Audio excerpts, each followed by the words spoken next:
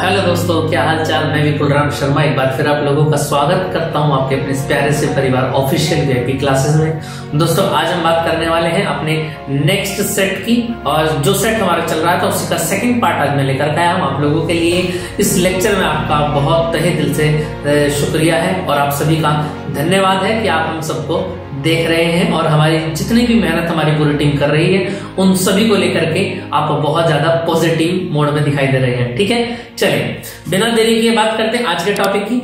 Last class में मैंने आपको बता दिया था पार्ट नंबर 1 सेट नंबर 3 2020 का 12th फिजिक्स के लिए मैंने आपको करा दिया था।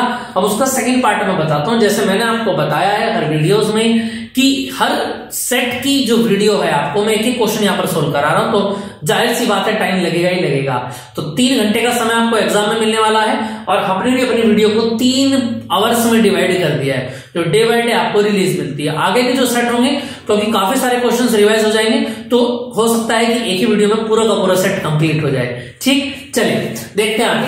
नेक्स्ट क्वेश्चन की बात आती है। देखिए लास्ट टाइम में मैंने आपको करा दिया था डे तक, मैंने आपको करा दिया था क्वेश्चन नंबर 4 का डे पार्ट मैंने आपको करा दिया था। ठीक है, अब आते हैं 5th के कैप पार्ट पर। स्क्रीन पर क्वेश्चन आपको दिखाई दे रहा है 5th का कैप पार्ट। चलें जी, क्या बोला गया क्वेश्चन में? लाइट से ये क्वेश्चन यहां पर उठाया गया है, लेंस से रिलेटेड है। 1.5 अपवर्तनांक वाले अपवर्तक लेंस, कितना बताया गया? लेंस का अपवर्तनांक बताया गया यानी NG 1.5। ये ऐसे तो लिखते हैं अपवर्तनांक N, और जिसका भी ऐसे कांच का लेंस का है तो ग्लास का मतलब G आ जाएगा। और अवतल लेंस की वायु में फोकस दूरी इतनी है 20 है 20 सेंटीमीटर। इसको सेंटीमीटर में रहने देंगे, इन सवालों में चेंज नहीं करते हैं ना। जो आंसर आएगा वो भी आपका सेंटीमीटर में फिर आ जाएगा। ठीक, इसे 1.6 अपवर्तनांक वाले द्रव में डुबाने पर, अब एक अपवर्तनांक और लिया गया जिसको हमने 1.6 कह दिया, और कोई लिक्विड है तो L हमने यहां पर लगा दिया। जहां पर आगे कुछ नहीं होता है वहां पर A लिख देते हैं। क्या लिख देते हैं भैया जी? A लिख देते हैं। ये सब हम जानते हैं। अब पूछा क्या गया है कि द्रव में रखे जाने वाले लेंस की फोकस दूरी तथा प्रकृति बताइए। फोकस दूरी भी बतानी है और प्रकृति भी बतानी है, दोनों बातें ऐसे बतानी है। देखो पहली बारी में लेंस को कहां पर रखा गया? कांच में रखा गया, और दूसरी बारी में उसको कहां डुबोया गया?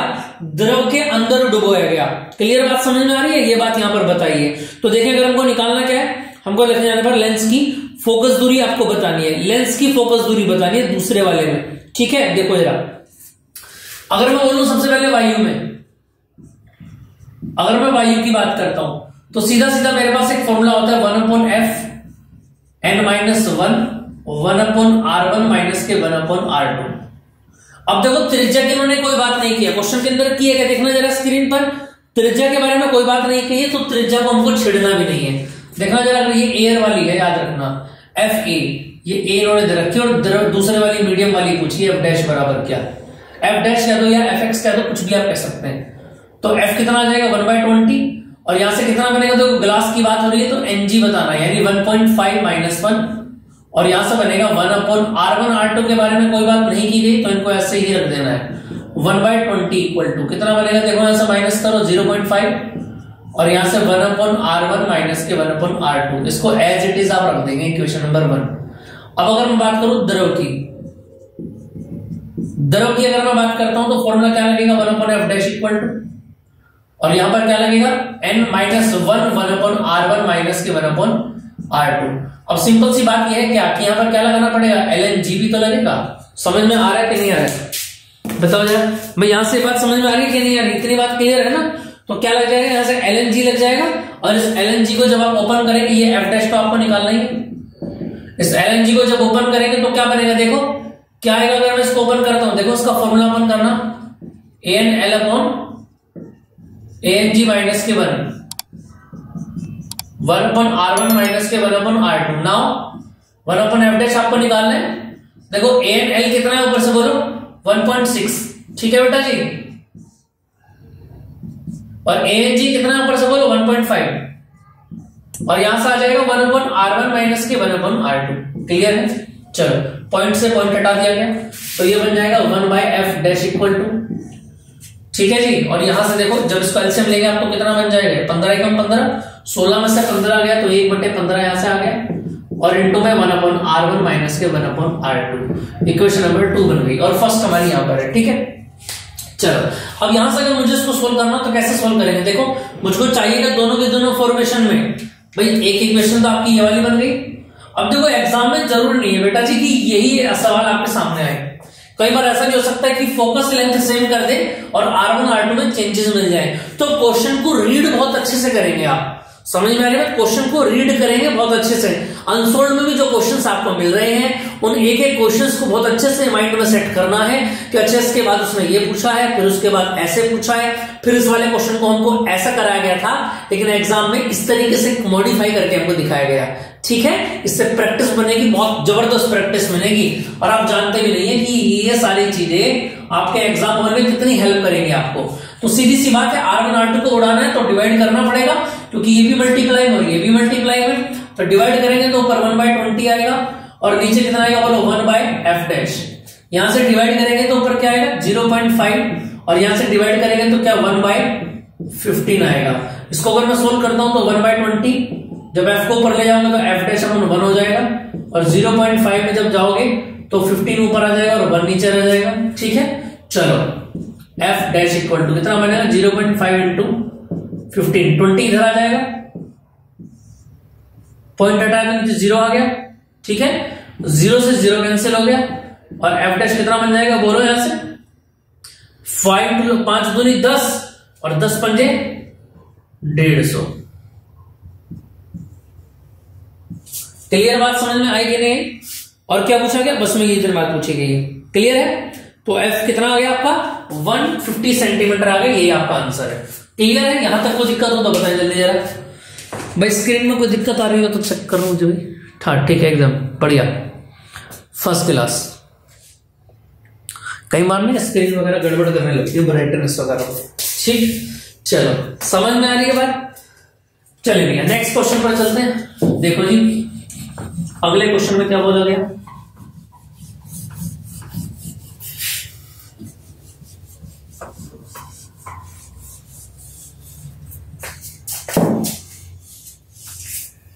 चले भैया नेक्स्ट बात करते हैं। देखिए जरा फिफ्थ का क्या पार्ट, देखो जी नेक्स्ट क्वेश्चन आ जाता है आपकी स्क्रीन पर दिया गया है बी पार्ट खे दिया गया है क्वेश्चन, बहुत ही जबरदस्त क्वेश्चन है। एग्जाम के लिए याद रखेंगे 2024 में जितने भी विद्यार्थी हैं अपना एग्जाम देने वाले हैं, समझ में आई बात, उन सभी के लिए एक बेहतर क्वेश्चन यहां पर दिया गया। देखें स्क्रीन पर आपके क्वेश्चन दिखा रखा है क्या कि किसी प्रिज्म के लिए उसके अपवर्तन पदार्थ के अपवर्तनांक का व्यंजक न्यूनतम विचलन की स्थिति में ज्ञात कीजिए। अपवर्तनांक यानी एन के लिए आपको फॉर्मूला बनाना है, यहां पर सीधी सी बात ये। अब ये प्रिज्म क्या होता है सबसे पहले ये समझ लेते हैं। चलो जी क्वेश्चन को हटा दो भाई यहां से,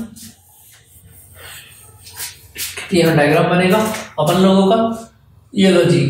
अच्छा इसको थोड़ा सा आप ना प्रिज्म जो बनेगा, अभी मेरे पास है नहीं तो मैं आपको दिखाता फिलहाल। अभी देखो प्रिज्म जो होगा वो इस तरीके से होगा, ये ट्रायंगुलर टाइप होता है। क्या होता है इसकी एक साइड आपको दिखाई नहीं देगी, पीछे बैक साइड में होती है। ठीक है, तो इसमें कोई भी लिक्विड फिल हुआ रहता है,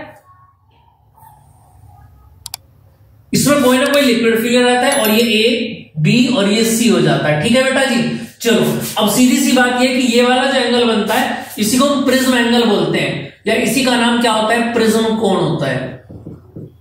ठीक है, चलो अब सीधी सीधी बात करते हैं। देखिए जरा सबसे पहले मुझको पता है क्या, ये क्या एयर है, ये क्या हो गया लिक्विड हो गया और फिर दोबारा से क्या आ गया एयर आ गया। ठीक है, तो यानी कहने का मतलब ये सबसे पहले जो रे आएगी वो एयर से कहां पर आएगी, ग्लास के अंदर आएगी, लिक्विड के अंदर आएगी। ठीक, चले तो उसके लिए सबसे पहले आपको क्या करना पड़ेगा, एक परपेंडिकुलर यहां पर डालना पड़ेगा।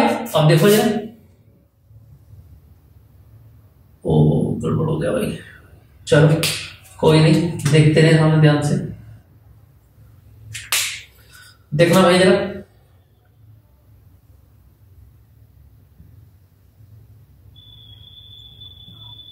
ये डायग्राम बहुत ज्यादा इंपॉर्टेंट है, याद रखना।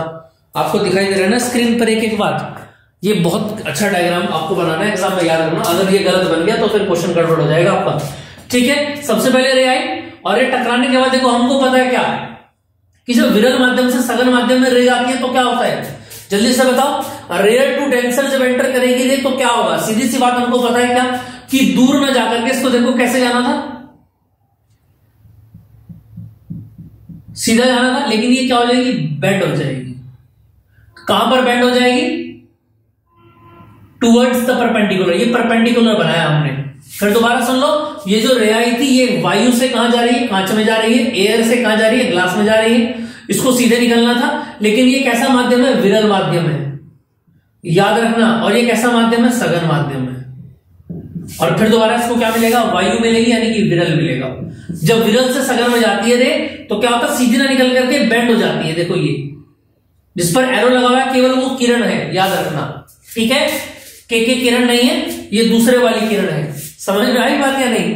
चलो देखें जरा, अब सीधी बात ये निकल गई यहां से। चलो जी, अब ये जो रे आई है ये पूरा का पूरा एंगल एक यहां पर बनेगा। ये जो रे यहां से निकल करके गई है, अब इसके लिए क्या होगा बोलो? एक दूसरा परपेंडिकुलर यहां पर बनेगा।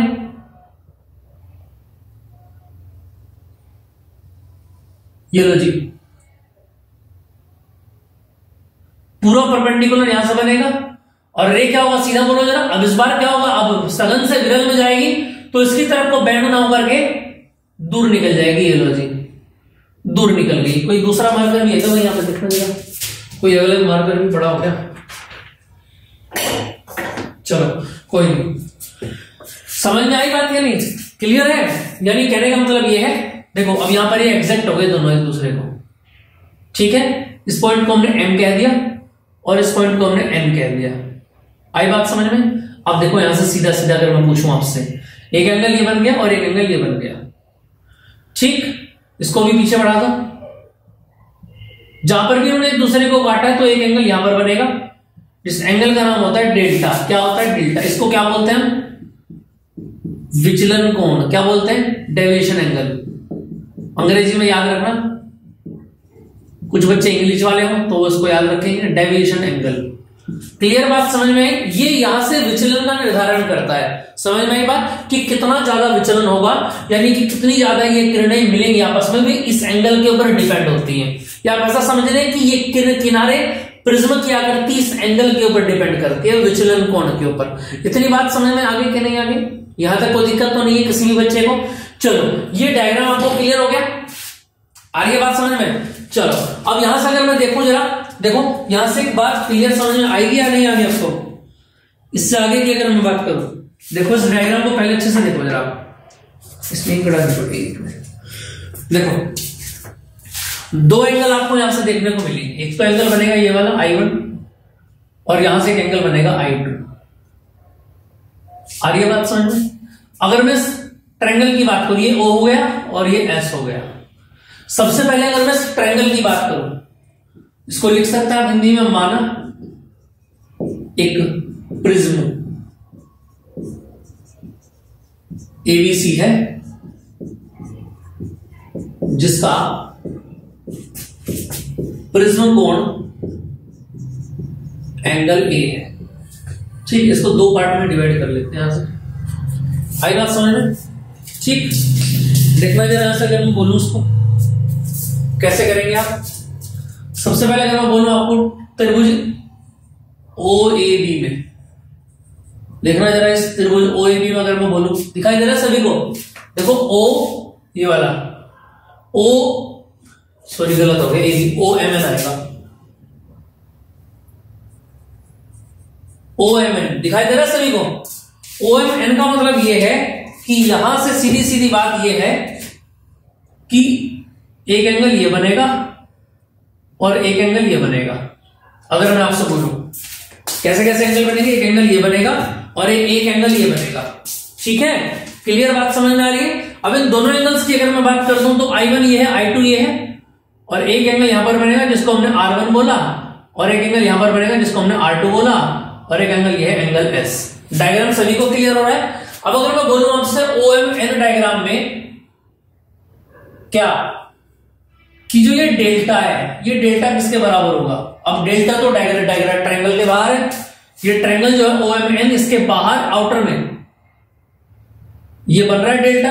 अब हमको ये बात पता है कि अगर किसी भी ट्रायंगल के अंदर बाहर अगर कोई एंगल बनता है डेल्टा, तो बाह्य बना हुआ कोण दोनों अंतः कोणों के योग के बराबर होगा कि नहीं होगा? सीधी सी बात है ना? तो एक्सटीरियर इंटीरियर एंगल बन जाता है डेल्टा, और डेल्टा किसके बराबर होगा बोलो? ओ एम एन, ये अंदर वाला जो एंगल है, और plus angle O N M, equation number 1। समझ में आई बात? यानी ये जो डेल्टा है ये इस एंगल के और इस एंगल के ऐड के इक्वल होगा। चलो इन एंगल को निकाल लेते हैं। अगर मैं बोलूं आपसे, देखो जरा, अगर मैं बोलूं यहां से आपको एंगल ओ एम एन कितना होगा बोलो? तो सीधी सीधी बात है, ये पूरा का पूरा I1 है, तो ये भी पूरा का पूरा I1 होगा। लेकिन हमको ये पूरा नहीं चाहिए बेटा जी, हमको चाहिए ओ एम एन, हमको केवल ये आधा हिस्सा चाहिए इसका। ठीक है, चलो देखो ये पूरा एंगल कितना है? I1 है, लेकिन इस I1 से अगर ध्यान से देखना मेरी बात को, अगर इस I1 में से मैं इस R1 को घटा दूं तो ये बचेगा कि नहीं बचेगा? फिर दोबारा देखो, ये I1 है तो इसका शीर्षाभिमुख कोण सामने हो जाएगा, क्रॉस कट रहे हैं, तो ये पूरा का पूरा I1 हो गया पूरा। और I1 में से अगर मैं R1 निकाल दूं, देखना जरा, अगर मैं I1 में से अगर मैं R1 निकाल दूं तो क्या ये एंगल आ जाएगा कि नहीं आएगा? और ऐसे अगर मैं बोलूं आपको ONM, इसमें भी क्या बनेगा बोलो? ये I2 है और ये भी I2 है, और इस I2 में से क्या माइनस कर देंगे? I2 में से क्या माइनस कर देंगे? R2 माइनस कर देंगे। ठीक है, और दोनों को कहां रख देंगे? फर्स्ट में रख देंगे। Now first implies that delta बराबर, बोलो इसकी वैल्यू बोलो, इसकी वैल्यू बोलो, I1 minus R1 plus I2 minus R2। ठीक है, इतनी बात क्लियर, बात समझ। अब यहां से अगर मैं बोलूं आपको क्या? अल्पतम स्थिति। अब मैं इस स्थिति को कैसा मान लेता हूं? अल्पतम स्थिति के लिए अब हम ऐसा मान के चलेंगे कि ये सारी चीजें कम से कम है। इसका मतलब डेल्टा भी बराबर हो जाएगा लगभग लगभग डेल्टा एम के। एंगल I1 बराबर I2, ये एंगल I दोनों के दोनों आपस में इक्वल हो जाएंगे I के। ऐसे R1 और R2 ये भी आपस में इक्वल हो जाएंगे R के। इतनी बातें समझ में आ गई। इन तीनों बातों को उठा के ऊपर रख देंगे सेकंड में। नाउ सेकंड इंप्लाइज दैट, अब ध्यान देना है एक बात पर, डेल्टा एम बराबर, बोलो कितना बनेगा? I1 I2 दोनों की जगह I आ गया, यानी कितना बन गया? 2I बन गया, माइनस R कितना बन गया बोलो? 2R बन गया, यानी कि डेल्टा एम बराबर कितना बनेगा? यहां से 2 बाहर आ गया, I माइनस R बन गया। क्लियर बात समझ में आ गई? ये आपका क्या आ गया? डेल्टा एम आ गया। ठीक, इस बात को यही रोक दो। देखो इससे आगे की अगर मैं बात करूं, सबसे पहले अगर मैं बोलूं आपसे क्या, अब यहां से दो बातें आपको समझ में आ रही है। चतुर्भुज कौन सा है?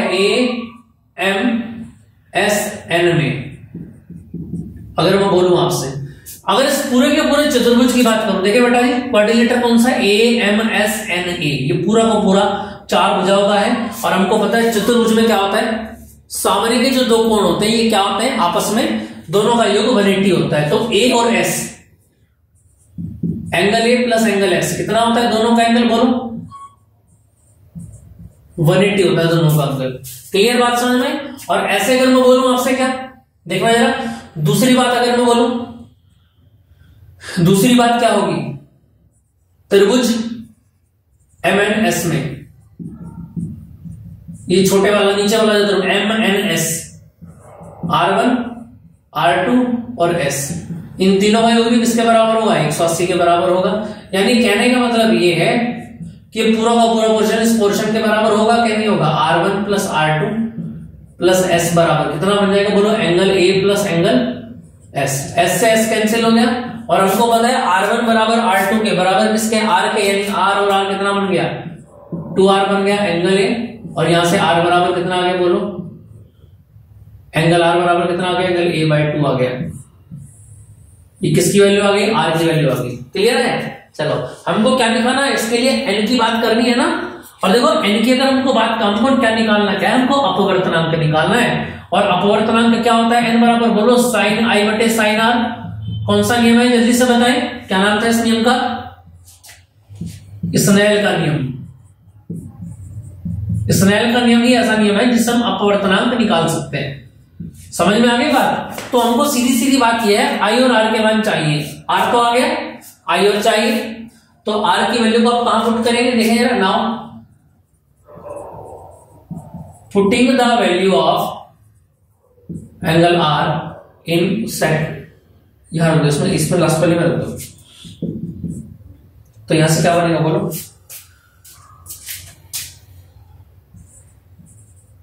डेल्टा एम बराबर 2i माइनस 2r, इसको हटा दो, इस वाले में रख दो 2r, r की वैल्यू बोलो कितनी, एंगल a बाय 2 है, 2 से 2 कैंसिल हो गया, तो देखो यहां से क्या बचेगा, डेल्टा a, इस यहां से केवल एंगल a बचा, इसको उधर भेज दो, यानी 2i बराबर कितना बनेगा, डेल्टा m प्लस a, और i बराबर कितना बन जाएगा बोलो, delta m plus a by 2। आई बात समझ में नहीं, यही किसका एंगल बन गया बोलो, एंगल आई की वैल्यू बन गई है ना, और ऐसे ही ये किसकी वैल्यू बन गई थी बोलो, यहां से एंगल आर की वैल्यू बन गई थी, दोनों की दोनों वैल्यूज को उठाएंगे और कहां रख देंगे, 4 ब्रैकेट अंदर चिपका देंगे। समझ में आ रही है कि नहीं आ रही बात, समझ में भाई, नींद तो नहीं आ रही किसी को, बोलो साइन, और यहां से मेरे साथ साथ बोला करो आई की वैल्यू कितनी है बोलो, यहां से डेल्टा एम प्लस ए बाय 2 अपॉन में कितना है बोलो, साइन, और r की वैल्यू कितनी है बोलो, a बाय 2, तो यहां से एंगल क्या बन गया बचा लोग आपका, n बराबर sine delta m plus a by 2 upon sine a by 2। ये फॉर्मूला हो गया किसका, प्रिज्म के अपवर्तनांक का। समझ में आई बात, इतनी बात क्लियर रहेगी, यहां तक कोई दिक्कत किसी को तो बताएं। एक बार इसको जल्दी से रिवाइज करें, मैं इसमें इंक डाल देता हूं, ये मार्कर जो है गड़बड़ कर जाता है जब इसका पेट भरा नहीं रहता है ना। जल्दी से इसको एक बार रिवाइज कर ले पूरे क्वेश्चन को, इसके नोट्स बना रहे हैं तो अच्छी बात है, बाकी जिन बच्चों को याद है वो मेरे से पहले क्वेश्चन को कर लिया करें अपनी कॉपी में, इसके बाद में क्या होगा आपका रिवीजन हो जाएगा।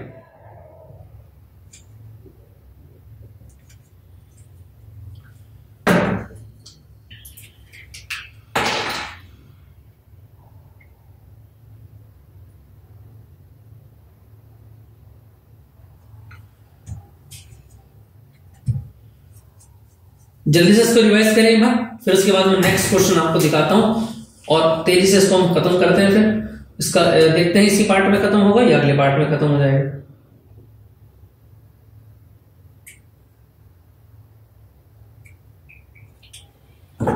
चलिए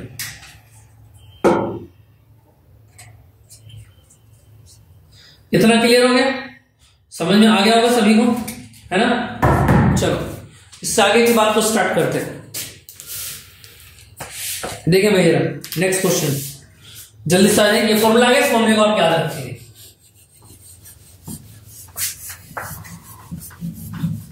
ये पूछ लिया जाता है एग्जाम में, इसको आप ध्यान रखेंगे, ठीक है।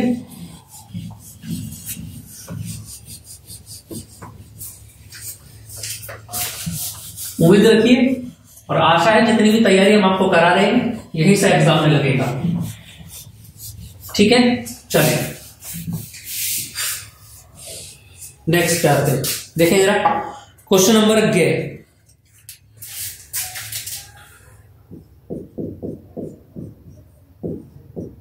फिफ्थ का गे पार्ट। क्या बोला गया गे में, देखना जरा, किसी धातु के पृष्ठ के निरोधी विभव का परिवर्तन आपतित विकिरण की आवृत्ति के साथ ग्राफ में दर्शाई देली आवृत्ति की परिभाषा और इस ग्राफ से प्लांक नियतांक ज्ञात कीजिए। एच आपको निकाल के बताना है। समझ में आई बात या नहीं, ठीक है। तो सीधी सी बात हमको पता है क्या, देखो अगर मैं बोलूं कि मान लिया कोई भी पृष्ठ है आप लोगों के पास, इस पृष्ठ पर क्या होता है बताओ जरा। आइंस्टीन की अगर हम बात करें, यहां से क्या डाला जाएगा, प्रकाश डाला जाएगा और इस पृष्ठ के अंदर जितने भी इलेक्ट्रॉन है, आइंस्टीन ने क्या कहा था, आइंस्टीन ने ये बात तो कही थी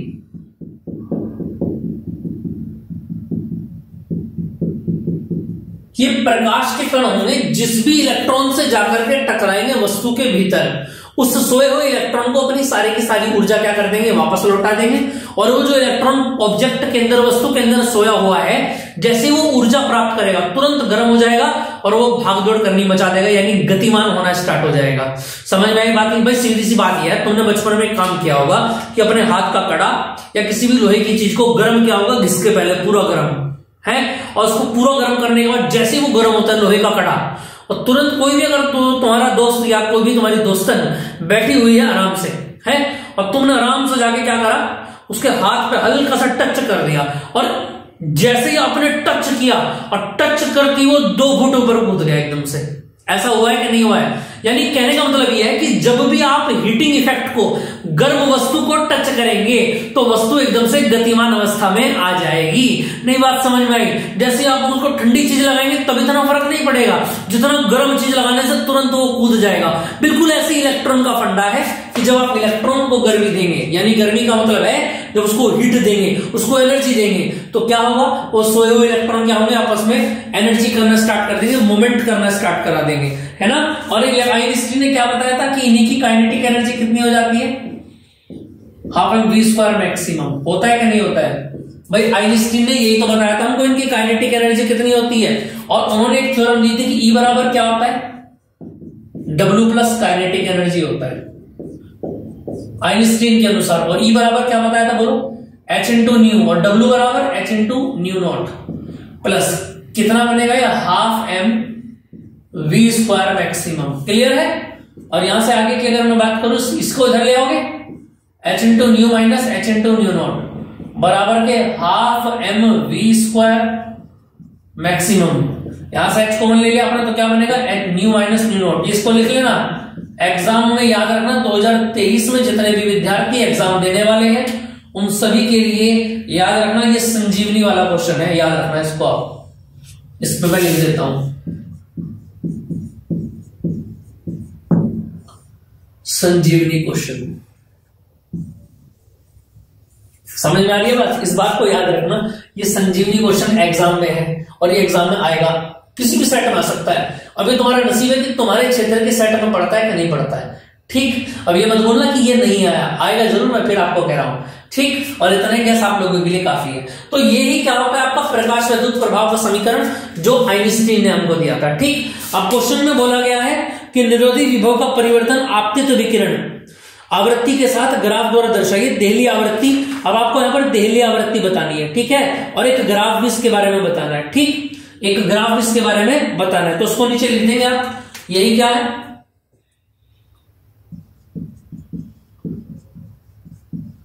आइंस्टीन का प्रकाश विद्युत प्रभाव का समीकरण है। इतनी बात समझ में आई कि नहीं आई? यहां तक की कोई दिक्कत तो नहीं है? क्लियर है इतनी बात? और देखो आइंस्टीन ने एक बात और बताई थी कि ये जो के वाला है चक्कर, ये जो के वाला है, इस के वाले को आप क्या लिख सकते हैं,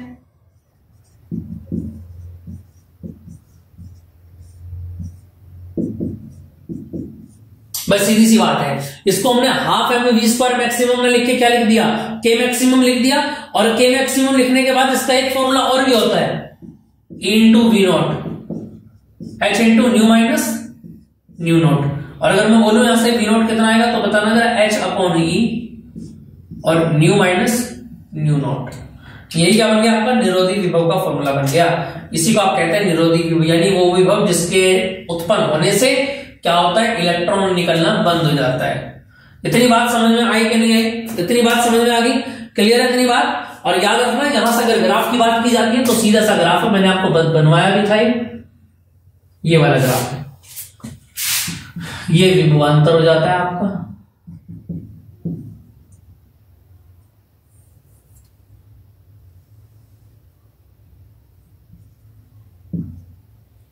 आ रही है बात समझ में? ये विभवांतर हो जाता है और यहां से देखो ये इलेक्ट्रॉन निकल के जाएगा, ठीक है। और ये बिंदु क्या होगा जिस पर ये इलेक्ट्रॉन निकलेगा, और ये आपका वी नोट हो जाता है। आई बात समझ में? इस ग्राफ को आप लोग ध्यान रखेंगे, ठीक। और कुछ पूछा गया इसमें क्वेश्चन में, ये H इंटू न्यू है ना, H वाला जो फॉर्मूला लगा है, ये जो फॉर्मूला लगा है H बराबर into new, H into new, यही वाली एनर्जी होगी, ठीक। नेक्स्ट में क्या बोला गया है, देखो जरा, ये वाला H into new not upon E, ये वाली H into new not upon E, ये वाली एनर्जी होगी। और ये वो पॉइंट होगा जहां से इलेक्ट्रॉन उत्सर्जन होना प्रारंभ हो जाएगा, ठीक। और तो कोई बात नहीं पूछी गई इसमें भाई, इतनी तो बात पूछी गई है ना। चलो ठीक है, इसका अथवा में एक क्वेश्चन और दिया गया। अथवा में क्या दिया गया, देखो जरा, देखो अथवा में क्वेश्चन दिया हुआ है, देखिए जरा स्क्रीन पर आपको दिखाया गया 5000 एंगस्ट्रॉम तरंग दैर्घ्य का प्रकाश देने वाले लैम्डा बराबर कितना है 5000 यानी 5 × 10⁻⁻⁷ मीटर हो सकता है ना सीधा सीधा 10 की पावर 10 में से 3 गए तो 7 बचेगा। 40 वाट का एकवर्णी प्रकाश स्रोत है। 40 वाट का एकवर्णी प्रकाश स्रोत है। उत्सर्जित प्रति सेकंड उत्सर्जित होने वाले फोटोनों की संख्या आपको समझ में आ रही है? क्या लिखा हुआ है कि प्रति सेकंड उत्सर्जित होने वाले फोटोनों की संख्या ज्ञात कीजिए। यानी कहने का मतलब यह है प्रति सेकंड उत्सर्जित होने वाले फोटोन कितने होते हैं? n बराबर P/E होता है। P कितना है बोलो? 40 वाट। और नीचे कितना है? E। और E बराबर क्या होता है? कुछ नहीं पता, तो पहले E को निकाल दो। E बराबर क्या होता है बोलो? यहां से hc/λ, यानी E बराबर कितना बनेगा? 6.6 × 10⁻⁻34 3 × 10⁸ और अपन में लैम्डा कितना है बोलो? ऊपर से 5 × 10⁻⁷। इसको यहां से सोल्व करेंगे और E निकल के आएगा आपका। आ रही है बात समझ में? और बेटा जिस E को आप क्या रख देंगे? यहां रख देंगे। और वैसी आशा मानता हूं कि इससे आप इसको भाग कर सकते हैं और यहां से आपके प्रति सेकंड निकल कर आ जाएंगे फोटोनों की संख्या। ऐसी उम्मीद तो मैं आपसे कर सकता हूं ना कि आप इसको कंप्लीट कर लेंगे, है ना? क्वेश्चन बहुत सारे हैं और मैं सोच रहा हूं कि कम से कम 2015 तक के तो क्वेश्चन आपको करा ही दूं आपके एग्जाम से पहले, है ना? तो आपको भी थोड़ा सा मेरा साथ देना पड़ेगा। इस तरीके की छोटे मोटे की कैलकुलेशन आप इसको कर सकते हैं, ठीक? बाकी कोई दिक्कत है तो फिर भी आप मैसेज कर सकते हैं, मैं उसको करा दूंगा, ठीक? दिक्कत वाली बात कोई नहीं। चले, इतना बात क्लियर है? यहां तक कोई दिक्कत किसी को क्वेश्चन में? चले जी नेक्स्ट क्वेश्चन पर आते हैं।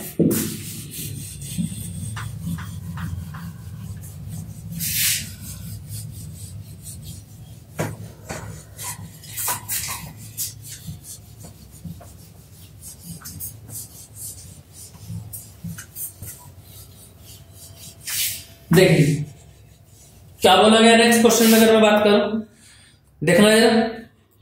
क्वेश्चन नंबर आपका है घ,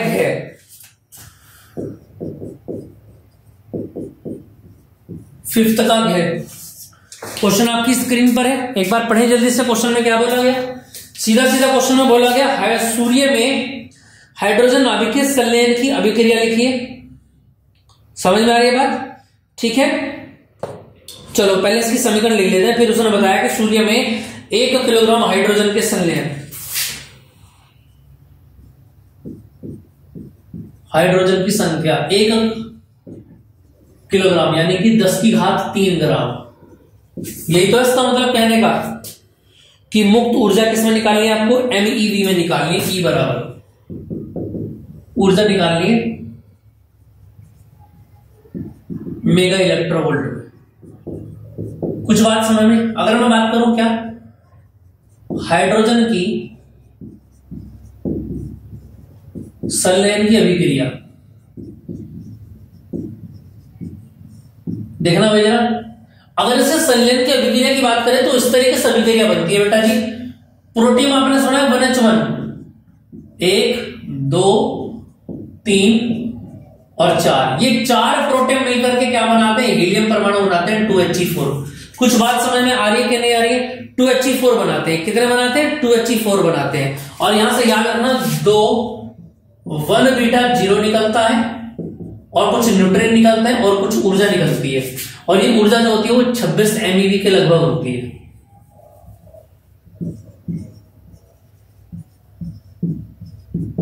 26 MeV होती है। संलयन है, क्या है ये? संलयन की अभिक्रिया, यानी जहां पर सारी चीजें आकर के मिलती हैं। क्लियर बात समझ में आई? इतनी बात समझ में आ रही है? अब देखो जरा, अगर मैं यहां से बात करूं क्या, देखो अब यहां पर मैं एवोगाड्रो लगाता हूं। 1 ग्राम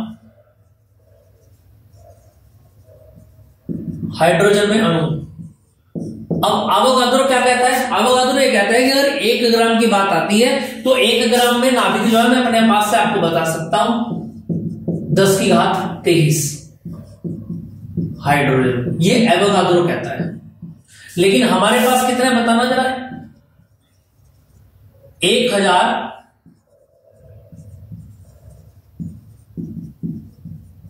हाइड्रोजन में अणु है। तो यानी कहने का मतलब क्या हुआ? 6.023 इंटू 10⁻23 और 10⁻³ है। तो इसमें जब जुड़ेंगे आप तो कितना हो जाएगा? 3 और 3 26 हो जाएगा। और ये क्या बन जाएंगे आपके, ये हाइड्रोजन की संख्या आ जाएगी आपके पास, कितने में, 1000 ग्राम में हाइड्रोजनों की संख्या आ जाएगी। लेकिन आपको ये बताना है कि संलयन में मुक्त हुई ऊर्जा कितनी होगी, तो इसको आप कैसे करेंगे देखना जरा। संलयन में हुई मुक्त ऊर्जा E बराबर, अब देखो याद रखना कैसे करेंगे इसको। आप देखो जितनी टोटल ऊर्जा यहां पर निकलेगी 26 और जितनी यहां पर वैल्यूएशन थी 4, इसको डिवाइड करेंगे और जितनी यहां से नंबर्स आपके आएंगे 0.23 इंटू 10 की पावर 26, इसको आप सोल्व करेंगे और यहां से सोल्व करके क्या आ जाएगा आपके पास, E की वैल्यू आ जाएगी और यही क्या रहेगा आपका आंसर रहेगा। आ रही है बात समझ में कि नहीं आ रही, यही आपका क्या बनेगा, कैलकुलेशन करने के बाद आंसर रहेगा। ठीक, क्लियर, समझ में आ गया। चलिए नेक्स्ट क्वेश्चन पर चलते हैं। इतना समझ में आ गया होगा आपको, इसको आप रिवाइज कर सकते हैं बाद में भी।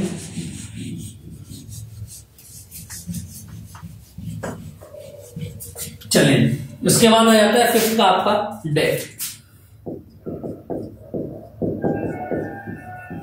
फिफ्थ का डेथ क्या बोला गया, हाइड्रोजन परमाणु की लाइमन तथा बाइमर श्रेणी की प्रथम रेखाओं के तरंग दैर्घ्य के व्यंजक रिडबर्ग नियतांकों के पदों में लिखिए। लाइमन बामर की प्रथम श्रेणी निकालनी है आपको। समझ में आ रही है कि नहीं आ रही बात समझ में भाई। अगर मैं पूछूं आपसे क्या फॉर्मूला क्या होता है, हमारे पास फॉर्मूला ये होता है कि 1/λ बराबर r 1/n1 का स्क्वायर माइनस 1/n2 का स्क्वायर। और हमको एक बात पता होती है कि इलेक्ट्रॉन n2 से कहां पर जंप मारता है, n1 में जंप मारता है। अगर मैं पूछूं आपसे क्या, देखो सबसे पहले अगर मैं बोलूं आपसे हाइड्रोजन परमाणु की, यहां पर बात करता हूं मैं लाइमन श्रेणी की पहली रेखा। भाई हमको सीधा सीधा पता है, देखो इसके ऊपर भी क्वेश्चन आता है कई बार और आते ही आता है लोग में, याद रखना। ठीक है, कितने क्वेश्चन मार्क्स में आया है, ये 3 मार्क्स में पूछा गया क्वेश्चन और सिंपल, बेहुदा सिंपल।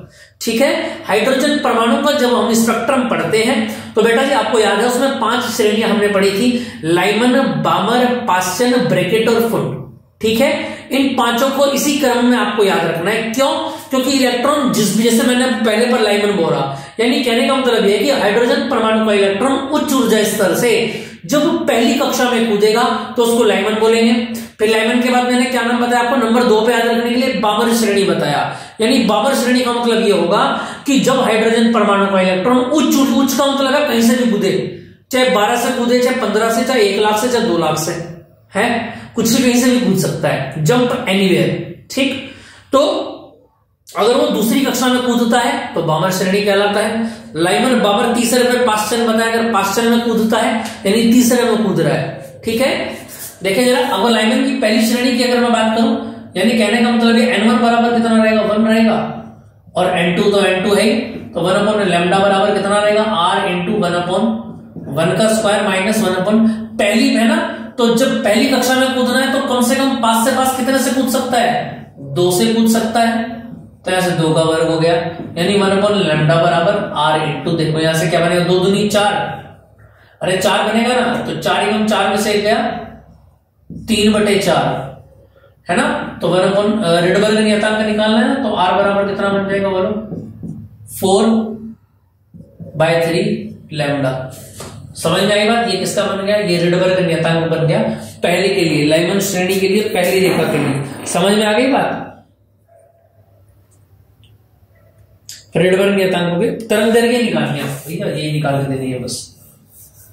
तो लैम्डा बराबर कितना बन जाएगा बोलो, बस यही आपको निकाल के देना है। समझ में आई बात। अब ऐसे अगर मैं बात करूं क्या, हाइड्रोजन परमाणु की बामर श्रेणी की प्रथम रेखा देखना जरा, 1/λ बराबर r इंटू, देखो इलेक्ट्रॉन को कहां से कूदाना है, देखो कहां कूदाना है पहले देखो, प्रथम कक्षा का मतलब है पहली कक्षा में कूदाना है, तो लाइमन बामर यानी दूसरी कक्षा में कूदाना पड़ेगा, और कम से कम 3 से तो कूदाना ही कूदाना पड़ेगा, है ना। तो यहां से बोलो 1/4 और 1/9, तो यानी 1/λ बराबर कितना बन जाएगा, r इंटू, यहां से बोलो कितना बनेगा ये भाई, 4 × 36 और 9 × 36, तो यानी कितना आ गया आपका 1 लैम्डा आर इंटू 9 में से 4 गया, कितना बचेगा बोलो 5 आर बटे 36। और ये क्या आ गया आपका 52 श्रेणी आ गई। इससे आगे तो कुछ नहीं पूछा गया। क्लियर बात समझ में आ रही है कि नहीं आ रही है भाई? इतना तो पूछा 36 बटे कितना बन जाएगा, इसको आप सीधा भी कर सकते हैं अगर लैम्डा पूछा गया है तो ये हो जाएगा 4/3r है ना, और ये हो जाएगा 36/5r। पूछा गया है इसमें लैम्डा 52 दीर्घतम तरंग दैर्घ्यों का अनुपात बताइए। भैया अनुपात बताना है। अनुपात का मतलब ये है, देखो जरा, इसको आप ऐसा कह दो, दोनों का अनुपात निकालना है ना, तो देखो जरा इसको आप ऐसा बोलेंगे लाइमन बटे बामन।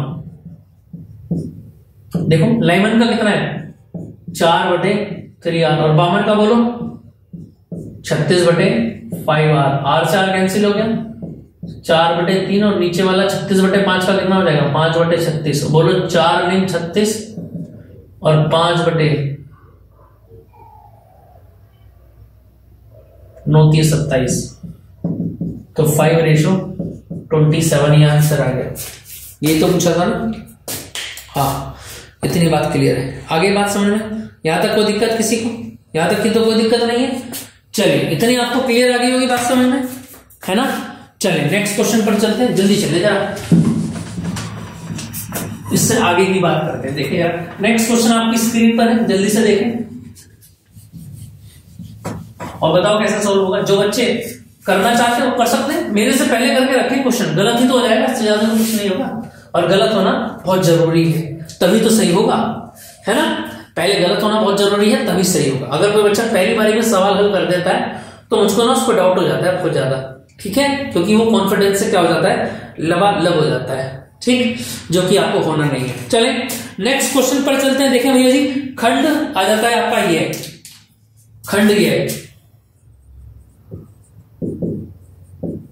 चलिए क्वेश्चन नंबर बन जाता है आपका 6 सॉल्यूशन। यानी क्या बोला गया, एक समांतर प्लेट संधारित्र की धारिता का सूत्र स्थापित कीजिए, है ना।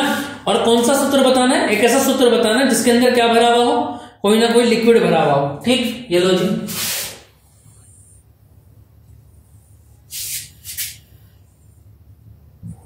ये ए है ये बी है, ठीक। इस पर प्लस, ये संधारित्र बनाया है आपने कैपेसिटर, इस पर माइनस, ठीक है। और इसका जो प्लस आएगा वो सारा का सारा कहां चला जाएगा, क्योंकि हम बी को कनेक्ट कर रहे हैं अर्थ से, है ना। जब पृथ्वी से कनेक्ट करेंगे तो मैंने आपको पहले भी बता रखा है कि अर्थ क्या होता है, और उसमें लिक्विड भरा हुआ है जिसका परावर्तन कितना है इसकी, ठीक है। जब हम पृथ्वी से कनेक्ट कर देते हैं तो पृथ्वी क्या होता है, सबसे बड़ा मैग्नेटिक फील्ड होता है हमारा। जितना भी प्लस आप अर्थ को देंगे वो सारा का सारा क्या हो जाता है, अपने अंदर ले लेता है, ठीक है। चले अब आपको यहां पर निकालना क्या है, इसके बारे में देखना जरा। इस क्वेश्चन में आपसे पूछा गया है भाई धारिता पूछी गई है ना सी, हमको पता है अगर इसकी मुझको धारिता निकालनी होगी तो सी बराबर कैसे निकलेगा बोलो, Q अपॉन V से निकलेगा। यानी कहने का मतलब है सी निकालने के लिए मेरे पास V होना बहुत जरूरी है। और V बराबर कैसे निकलता है बताना जरा।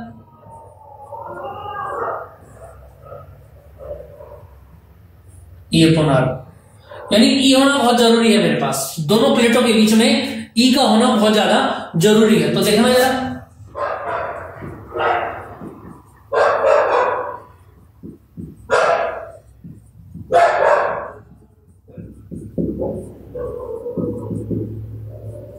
समांतर प्लेट संधारित्र में तीव्रता अगर मैं बोलूं आपसे तो क्या बनेगा, E बराबर बोलो sigma upon epsilon not, simple बनता है लेकिन K भी है तो इनटू में K भी आ जाएगा। आ रही है बात समझ में कि नहीं आ रही है। तो क्या बनेगा, E बराबर sigma upon epsilon not into K, clear है। और मुझको पता है कि सिग्मा बराबर क्या होता है, Q अपॉन A भी होता है। तो उसका मतलब ये है कि जो E ओपन होगा ये इस बार कैसे होगा बोलो, Q सिग्मा की जगह क्या लिखेंगे, Q अपॉन A, और A यहां पर आ जाएगा। समझ में आई भाई, क्या आ गया आपके पास, E का फॉर्मूला आ गया। समझ में आ रही है बात या नहीं, इतनी बात समझ में आ रही है कि नहीं आ रही है, क्लियर है। गलत हो गया देखो, अगर मैं बोलूं बराबर E बराबर क्या होता है, V अपॉन R होता है कि नहीं होता है, यानी V बराबर क्या बनेगा, A इंटू R। कैसी कैसी गलतियां होती है मुझसे। चलो, गलती होना मैंने अभी भी बताया था बहुत ज्यादा जरूरी है। गलती होने का मतलब है कि आप सीख रहे हैं, है ना, और हम सीख ही तो रहे हैं। ठीक, चलिए, तो v बराबर क्या बन जाएगा बोलो, e की वैल्यू कितनी आएगी ऊपर से, q upon epsilon not k into a, और इंटू में क्या आ जाएगा, r आ जाएगा। ये किसकी वैल्यू आई आपके पास, बताना जरा। ये पूरी की पूरी वैल्यू किसकी आ गई है आपके पास, ये पूरी की पूरी वैल्यू आ गई है v की, और कितनी आई है, q into r upon epsilon not k into a। अब इस वैल्यू को उठा के कहां रख देंगे आप, c के अंदर इस वैल्यू को रख देंगे। देखना जरा, मैंने अभी भी आपको बताया, इधर कर देता हूं। चलो, c बराबर क्या होता है, q अपॉन a होता है, q अपॉन v होता है। देखो जरा, q तो ऐसे ही रहेगा, v की वैल्यू बोलो कितनी है, q इंटू आर, और इंटू कितना हो जाएगा, epsilon not k into a। इसमें ज्यादा आपको दिमागदारी ना दिखाते हुए याद रखना, सीधा सीधा 2-3 लाइन थ्योरी की लिखनी है बस। कुछ मास्टर लोग मैंने से देखे पूरे के पूरे पेज को भरा देते हैं, ऐसे मास्टरों से बच के रहना है। समझ में आई बात या नहीं, पूरा पेज आपको, ये हिंदी नहीं है भाई, ये सामाजिक नहीं है, ये एसएसटी नहीं है, आपको सिर्फ फंडे पर बात करना है, वही एग्जामिनर आपसे चाहता है। मैं भी अगर आप एग्जाम्स की कॉपी चेक करता हूं तो मैं भी ये चाहता हूं सीधी सीधी बात लिखी हुई हो, ना कि घुमा फिरा के बात लिखी हुई हो। जब हमको मेन बात आती है तो हम थ्योरी क्यों लिखें, थ्योरी तो जब लिखते हैं जब हम थोड़ा बहुत गड़बड़ हो रहा है, जिससे कि एग्जामिनर का ध्यान थ्योरी पर चला जाए और हमने जो गलती इस सवाल में की उस पर ना जाए, है ना। ये भी तो ट्रिक होती है एग्जाम की, लेकिन ऐसी ट्रिक, बेहुदा ट्रिक आपको अपनानी ही नहीं है।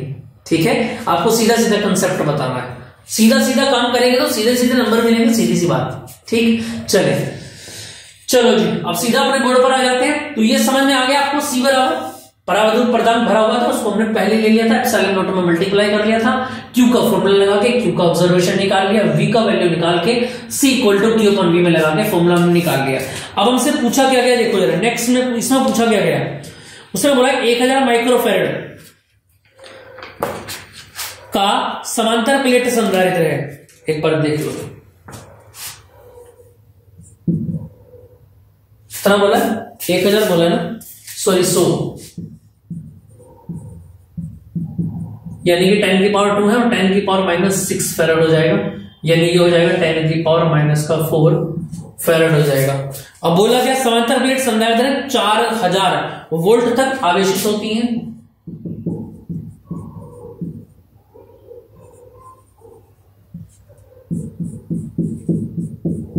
ठीक है, क्लियर बात है। यदि इन प्लेटों के बीच की दूरी आधी कर दी जाए तो नया विभवांतर क्या होगा, देखो यहां कर देता हूं मैं इसको,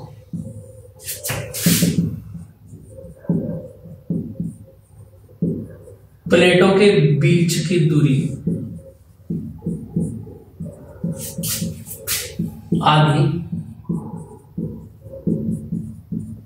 कर देने पर, देखो सीधी से अगर मैं बात बोलूं, हमारे पास क्या क्या है, धारिता है, सी का मान है, ठीक है, और हमारे पास क्या है, अगर मैं बोलूं आपसे, देखो अगर मैं आपको एक बात बोलूं, अगर मैं यहां से कुल आवेश निकालूं केवल सबसे पहले, अब देखना मैंने उस बात को उधर क्यों लिखा है, मैं बताता हूं आपको भी। कुल आवेश क्यू बराबर कितना होता है, सी इंटू वी।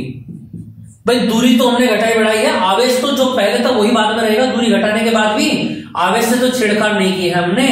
तो देखना सी कितना है ऊपर से, यहां से बोलो 10 की घात -4, और v कितना है बोलो 4 गुणा 10 की घात 3, यानी q बराबर कितना आ गया बोलो, कितना बनेगा, 4 में से 3 ले -1 है ना, यानी कि 0.4 आ गया।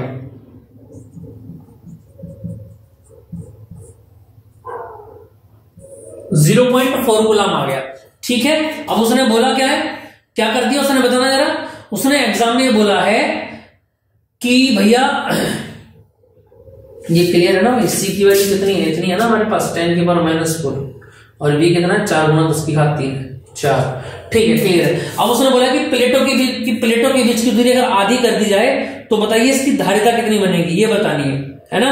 तो प्लेटों के बीच की दूरी कितनी करनी है, प्लेटों के बीच की दूरी आधी कर देनी है, तो धारिता बतानी है ना। तो देखना जरा यहां से कैसे बनेगा, अगर मैं बोलूं आपसे, बताइए जल्दी से जरा, प्लेटों के बीच की दूरी आधी कर देने पर, धारिता में दूरी आधी कर देने पर, अच्छा देखो जरा यहां से एक बात देखो, आप देखना जरा यहां से एक बात, भाई C और R में क्या डिफरेंस है। C जो है वैध कर्मानुपाती है R के, अब एक बात बहुत ध्यान से समझना मेरी, आप मैंने कहा दूरी को आधी कर दिया, आधी यानी r/2 कर दिया, और RC जो है वो r का उल्टा है। r को अगर मैं आधा करूंगा, अगर r को मैं आधा करता हूं तो क्या है, 2 गुना हो जाएगा कि नहीं हो जाएगा, बोलो इस फॉर्मूले से। तो धारिता कैसी हो जाएगी, बोलो दुगनी हो जाती है, यानी विभवांतर कितना आ जाएगा, V बराबर Q/C। Q कितना है, बोलो यहां से Q तो सेम रहेगा 0.4 है ना, और धारिता कितनी हो जाएगी, बोलो 2C हो जाएगी कि नहीं हो जाएगी, बोलो। C कितना था पहले हमारे पास, बोलो C कितना था हमारे पास, देखना जरा, बस C की वैल्यू कितनी थी ना हमारे पास, गड़बड़ तो नहीं है ना कुछ। C की वैल्यू कितनी थी हमारे पास, बताना जरा, 10 की पावर, हाँ ठीक है, कितना था C हमारे पास, 10 की पावर -4। समझ में आई बात या नहीं, ठीक है, क्लियर है। और पूछा क्या गया इसमें हमारे से कि धारिता कर देने पर कितना हो जाएगा, ये देखो जरा ऐसे कितना बन जाएगा, 100, ठीक है, क्लियर है ना। और पूछा गया हमसे कि विभवांतर हमको बताना कि विभवांतर कितना बन जाएगा हमारे पास, तो 2 इंटू कितना हो जाएगा, ये 2 से मल्टीप्लाई हो जाएगी इसकी, है ना। देखो धारिता पहले कितनी थी, 10 की पावर -4, तो हो जाएगी 2 इंटू 10 की पावर -4। इसको जब आप ऊपर ले जाएंगे तो कितना बन जाएगा, बोलो जरा, इसको डिवाइड करो यहां से, तो कितना आ जाएगा, 0.2 आ जाएगा, और 10 की पावर 4 ऊपर जाके प्लस का 4 बन गया, नीचे से 10 हटा दें, 10 आ गया, तो V डैश कितना बन गया, 2 इंटू 10 की पावर, बोलो ये 1 है, तो ऊपर जाके कैसा बन जाएगा, माइनस का 1, और 4 में से बन गया कितना बचेगा, 3 बचेगा, इतना वोल्ट आपका आ गया। क्लियर है, इतनी बात समझ में आ रही है कि नहीं आ रही, यहां तक कोई दिक्कत हो तो बताएं जरा, किसी भी तरह की कोई दिक्कत हो तो बताओ जल्दी से जरा, यहां तक की कोई दिक्कत हो तो जल्दी बताएं जरा, किसी भी तरह की कोई दिक्कत, ठीक है। इस क्वेश्चन को देखें एक बार जल्दी से। और क्या पूछा गया, ऊर्जा भी पूछी गई है ना भाई, ऊर्जा भी तो पूछी गई है ना, कि ऊर्जा में अंतर बताइए, यही तो पूछा ना ऊर्जा में अंतर। तो पहले धारिता कितनी थी हमारे पास, देखना जरा, 10 की पावर -4 बची थी हमारे पास, ठीक है, और विभव कितना था हमारे पास, 4, विभव कितना था हमारे पास, 4000, ठीक है। और बाद में धारिता कितनी आई हमारे पास, दुगनी हो गई धारिता, और दूरी कितनी, विभव कितना था हमारे पास, बाद में कितना हो गया था, 2 इंटू 10 की पावर 3 हो गया था, ठीक है। तो यानी कहने का मतलब यह कर रहा हूं, अब इसको आप आगे करेंगे अपने आप, मैं बता देता हूं केवल। U बराबर कितना बनेगा, बोलो U1 माइनस का U2, और U बराबर क्या फॉर्मूला होता है, half C1 V1 square minus U2 को क्या बोलेंगे आप, half C2 V2 square, delta U बराबर हाफ। बोलो, मैंने अभी बताया पहले धारिता ये 1 है, पहले धारिता कितनी थी, बोलो 10 की पावर -4, और V1 कितना था, बोलो 4 इंटू 10 की पावर 3 का स्क्वायर माइनस का हाफ। अब धारिता कितनी होगी, दुगनी हो गई, यानी कितनी हो गई है, पहले की दुगनी हो गई, तो 2 इंटू 10 की पावर -4, और विभव कितना हो गया, बोलो जरा से कितना निकल के आया था, ये रहा 2 इंटू 10 की पावर 3 का स्क्वायर। समझ में आएगा, इसको आप सोल्व कर लेंगे, यहां से डेल्टा यू निकाल देंगे, भाई निकाल सकते हैं ना, इतनी उम्मीद तो मैं आप लोगों से कर ही सकता हूं ना, इस क्वेश्चन को कर सकते हैं ना, स्क्रीन पर दिखाई दे रहा है, कोई दिक्कत तो नहीं आ रही है ना, चलो बढ़िया, फर्स्ट क्लास एकदम क्लियर है बात, इतनी बात समझ में आ गई होगी। चलिए नेक्स्ट क्वेश्चन पर चलते हैं, देखें जरा नेक्स्ट।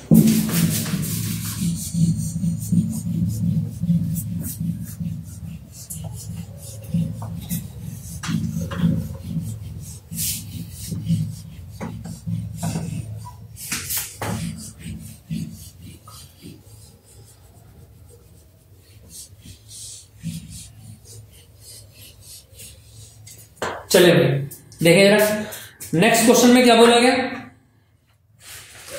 देखो नेक्स्ट क्वेश्चन में सीधा सीधा बोला गया है, आपकी स्क्रीन पर क्वेश्चन है, और क्या बोला गया है कि गॉस की प्रमेय लिखिए, है ना, और गॉस की प्रमेय, अच्छा गॉस की प्रमेय की अगर मैं बात करूं तो गॉस की प्रमेय तो सिंपल होती है,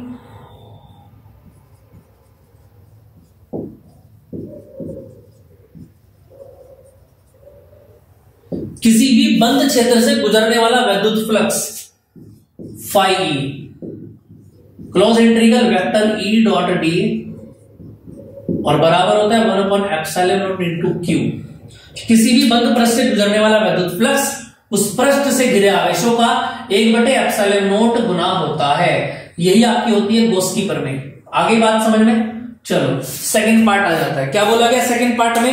अनंत विस्तार की समतल आवेशित प्लेट है, आवेशित चालक चादर के निकटतम विद्युत क्षेत्र की तीव्रता का व्यंजक प्राप्त कीजिए।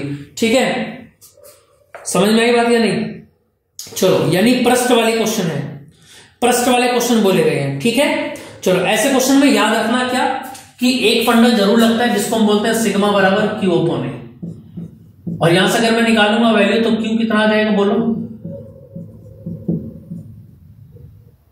सिग्मा इंटू ए। यहां तक कोई दिक्कत तो नहीं है। क्यू बराबर क्या आ जाता है? सिग्मा इंटू ए। देखो अनंत विस्तार की प्लेट की अगर मैं बात करूं तो देखना बेटा जी, अनंत विस्तार की प्लेट की अगर मैं बात करता हूं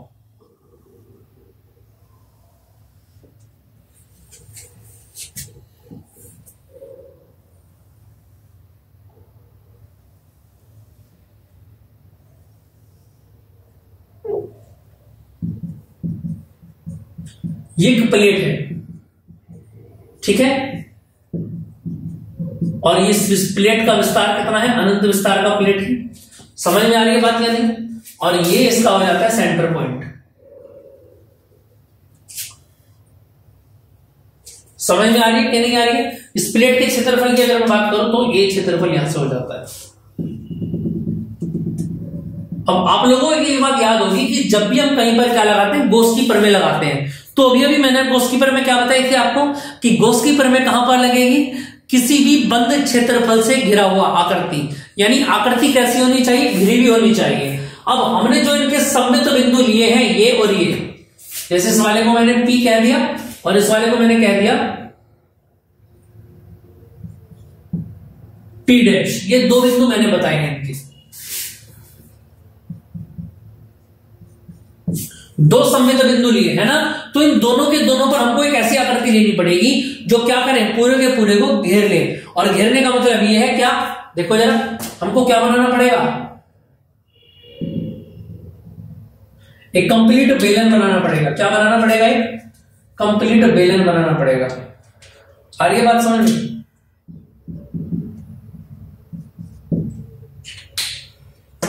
और कैसा बनाना पड़ेगा बेलन? ये लो जी,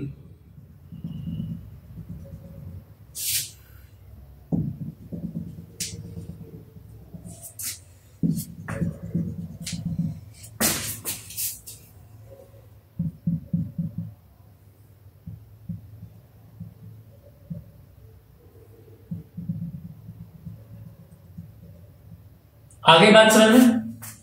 ये पृष्ठ की कंप्लीट आकृति बनी है कि नहीं बनी है बताना जरा। आ रही है बात समझ में? अब देखो, ये जो दिशा होगी यही वेक्टर ई की दिशा होगी और यही दिशा किसको डिफाइन करेगी? वेक्टर डी ए को, है ना। ऐसे ही ये भी वेक्टर ई की दिशा होगी और ये भी डिफाइन करेगी वेक्टर डी ए, यानी दो पृष्ठ बन गए। अब ऐसा समझ ले क्या कि पूरी की पूरी एक आकृति है और इस पूरी प्लेट है। इस पूरी प्लेट के अंदर से अगर मैं बोलूं आपको क्या, देखो जैसे मैं अगर आपको बताता हूं, जैसे यहां पर ये प्लेट है, ये पूरी की पूरी एक प्लेट है बेटा जी, ठीक है। ये इस प्लेट को आपको दिखाने के लिए मैंने थोड़ा सा तिरछा कर दिया। ये देखो, ये प्लेट है पूरी, इस प्लेट को मैंने थोड़ा सा तिरछा कर दिया, इस तरीके से पॉइंट कर दिया आपको, ठीक है। और इस प्लेट के सममित में जो आकृति बना रहा हूं कैसी बना रहा हूं देखना जरा। मैंने इसको बिल्कुल बीचम बीच में से, ये पूरा का पूरा बेलन है, ये पूरा का पूरा बेलन है, और जैसे मैं इसके बीच में से घुसाऊंगा तो क्या ये उधर से निकलेगा कि नहीं निकलेगा? यानी आपको ऐसा दिखाई देगा, यहां से आपको जो आकृति दिखाई देगी वो कुछ इस तरीके की आकृति दिखाई देगी। क्लियर बात समझ में आ रही है कि नहीं आ रही? ये आकृति आप लोगों को वहां तक दिखाई दे रही है, कोई दिक्कत वाली बात तो नहीं है। अब देखो इस आकृति में दो, अगर आप यहां से देखेंगे तो आपको ऐसा दिखाई देगा, लेकिन आपको दोनों पृष्ठ दिखाई दे, इसलिए हमने इसको तिरछा कर दिया। देखो जैसे सामने दिखाई दे रहा है, और ये बेलन यहां से एंटर करेगा और यहां से निकल जाएगा। दो सिरे बनेंगे, एक सिरा ये बनेगा और एक सिरा ये बनेगा। क्लियर बात समझ में आ गई? यहां तक कोई दिक्कत तो नहीं इस क्वेश्चन में। चले अब आगे की बात को स्टार्ट करते हैं। देखना जरा, दो पृष्ठ बन जाते हैं और दोनों पृष्ठ के ऊपर हम क्या लगाते हैं? यहां पर देखो,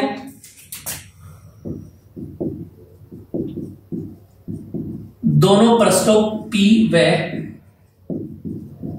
पी डैश पर लघु क्षेत्रफल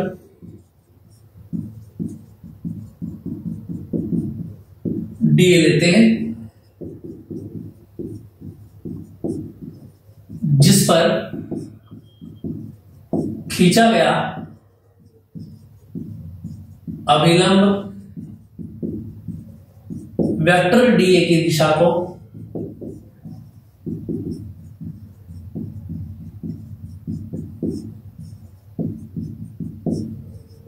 निरूपित करता है। अगर मैं इसके ऊपर गॉस की प्रमेय लगाऊं, देखो गॉस की प्रमेय से close integral vector E dot D equal to 1/ε0 यहां तक कोई दिक्कत तो नहीं है किसी को। चलो जी, दो प्रश्न है तो अलग अलग में निकालकर दो बार कर लेते हैं। इसमें क्या कर देते हैं, 2 से गुणा कर लेते हैं। आ रही है बात समझ में? 2 से गुणा क्यों हुई है? क्योंकि जितना पोर्शन केंद्र से यहां पर होगा P तक, उतना ही पोर्शन P से P डैश तक होगा। क्लियर बात समझ में? आगे नहीं आगे? यहां तक कोई दिक्कत हो तो बताएं जल्दी जरा। अब देखिए जरा, यहां से अगर मैं बोलूं 2 इंटू, देखो इसका क्या खुलेगा फॉर्मूला, अगर मैं बोलूं A डॉट बी, बोलो A B cos थीटा, और थीटा की जगह क्या आएगा, 0 डिग्री आएगा। भाई 0 डिग्री का तो कौन बना रहे हैं, जब दोनों E और D की दिशा दोनों सेम है तो एंगल कितने का बना, 0 का बनेगा, नहीं बनेगा, दोनों एक लाइन पर है। तो 1/ε0 इंटू Q की वैल्यू क्या बनेगी, मैंने ये भी आपको बताया था बचपन में, Q बराबर क्या होता है बेटा जी, सिग्मा इंटू ए। तो यहां से सिग्मा इंटू ए आ जाएगा। यहां तक कोई दिक्कत हो तो बताएं जल्दी यार। 2 इंटू, क्लियर बात समझ में? ई बाहर आ गया और डी का ये तो 1 हो गया, तो ये तो 1 हो गया, और डी का जब इंटीग्रल करेंगे तो पूरा का पूरा क्षेत्रफल कितना, बोलो ऊपर से। समाकलन समझते हैं ना, डीए का समाकलन करने का मतलब, अब तक तो डीए ये था, लेकिन समाकलन करने का मतलब है पूरी प्लेट आ गई, और पूरी प्लेट का क्षेत्रफल कितना है, ए से कैंसिल हो गया, तो ई बराबर कितना आ गया, बोलो 2 को नीचे भेज दिया, सिग्मा अपॉन 2ε0। और यही क्या बचा होगा आपका, अनंत विस्तार की समतल प्लेट के कारण उत्पन्न वैद्युत क्षेत्र ई बराबर सिग्मा अपॉन 2ε0। ठीक है, इसके ऊपर एक डेरिवेशन और भी है, मैंने आपको बताया भी था। जैसे ऐसी प्लेट है तो उसका एक बिंदु ये होता है P, एक बिंदु बीच में और एक बिंदु बाहर, तीनों पर वैद्युत क्षेत्र निकालना पड़ता है। तो यहाँ पर होता है, केवल बीच वाली पर होता है। ये डेरिवेशन अगले चैप्टर में मिलेगा इसी से रिलेटेड। ठीक, क्लियर आगे बात समझ में? यहाँ तक कोई दिक्कत हो तो बताएं जल्दी यार। इतनी बात समझ में आ गई? चलो, इसमें एक पोर्शन और दिया गया, छोटा सा पोर्शन और देख लो।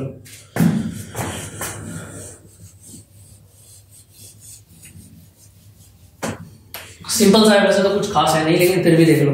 क्या बोला गया कि एक खोखले बेलन के भीतर Q कूलम आवेश स्थित है, बेलन के वक्रीय पृष्ठ से 5 वोल्ट पर मीटर विद्युत क्षेत्र संबंधी फ्लक्स है। देखो बेलन के पृष्ठीय क्षेत्रफल से क्या बताया उसने, बेलन के